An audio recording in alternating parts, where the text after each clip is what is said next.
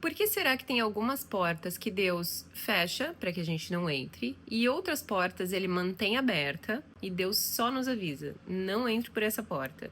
Não ia ser mais fácil se ele simplesmente fechasse as portas e a gente entendesse claramente, opa, essa porta não é para mim, essa porta tá fechada. O que será que o Senhor quer nos ensinar nesse momento? Me lembrei da história ali de Saul, quando ele ataca os amalequitas e Deus manda eles destruírem o povo amalequita e não guardarem nada dos despojos da guerra, né? Eles atacavam um povo que sobrava de ouro, de espadas e tal, animais, eles, né, guardavam e Deus fala claramente para eles não guardarem e não pouparem ninguém.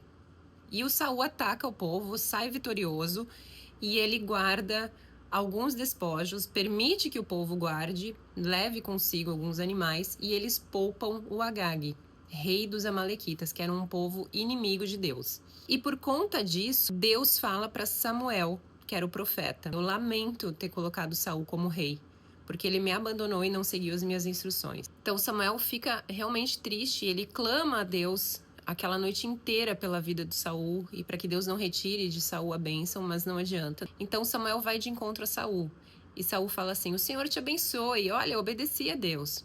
E Samuel fala assim: então que bando de ovelhas é esse que eu estou ouvindo? E que esse mugido de bois?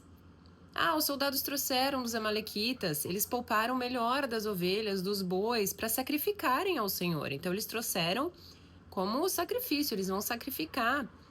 E a gente separou o resto para a destruição. E Samuel disse assim: fique quieto. Eu vou dizer a você o que o Senhor me disse essa noite. Embora pequeno aos próprios olhos, você não se tornou o líder das tribos de Israel? O Senhor te ungiu como rei sobre Israel e o enviou em uma missão ordenando: vá e separe para a destruição aquele povo pecador, os amalequitas. Guerreie contra eles até que os tenha eliminado. Por que você não obedeceu ao Senhor? Por que se lançou sobre os despojos e fez o que era mal aos olhos do Senhor? Saul disse: não, mas eu obedeci ao Senhor, eu cumpri o que o Senhor me designou. Eu trouxe o rei, o Agag, mas separei os amalequitas para destruição. Os soldados tomaram ovelhas e bois do despojo, o melhor do que estava consagrado a Deus para destruição, a fim de sacrificarem ao Senhor, o seu Deus, em Gilgal. Samuel respondeu: acaso tem o Senhor tanto prazer em holocaustos e em sacrifícios quanto em que se obedeça a sua palavra?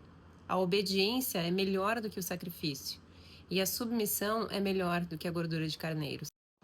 E o que acontece aqui nessa história depois disso é que Deus rejeita Saul como rei, e nesse momento que Davi vai ser então ungido o novo rei de Israel, né? Olha como é sério, uma desobediência. Então, quando eu estava refletindo sobre isso, Deus me falou claramente: filha, quando vocês eram meninos, né, eu precisava colocar um portãozinho para que vocês não chegassem em alguma escada, eu precisava fechar as portas dos lugares perigosos para que vocês não entrassem, porque vocês eram crianças, né, vocês eram imaturos.